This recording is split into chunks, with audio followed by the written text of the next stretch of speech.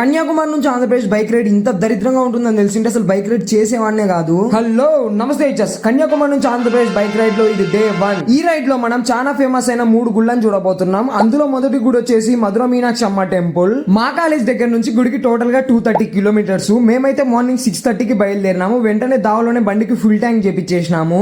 Non stop గా 100 kilometres ride చేసి tiffin కోసం ఆగి పూరి ఇడ్లీ తిన్నాము. రెండింటి టేస్ట్ అయితే ఒక రకంగా బాగానే ఉంది. ఇంకా నెక్స్ట్ 50 కిలోమీటర్స్ రైడ్ చేసే లోపలనే కూర్చొని మోకాళ్ళు నడుగులు ఇంకా చెప్పుకోలేనివన్నీ నొప్పి రావడం స్టార్ట్ అయినాయి. అందులోనూ ఎండ చాలా అంటే చాలా ఎక్కువగా ఉంది. ఇంకా చేసేదేం లేక మళ్ళీ జ్యూస్ దాగానికి ఆగినాము. 10 మినిట్స్ రెస్ట్ తీసుకొని మళ్ళీ 70 కిలోమీటర్స్ రైడ్ చేసి గుడికి దగ్గరలో ఉన్న రెస్టారెంట్ లో లంచ్ చేసేదానికి ఆగినాము. నేనైతే మీల్స్ చెప్పినాను, పవన్ అయితే non with paneer butter masala చెప్పినాడు. ప్రతి ఒక్క ఐటమ్ టేస్ట్ చాలా అంటే చాలా బాగుంది. కాస్ట్ కూడా చాలా అంటే చాలా తక్కువ.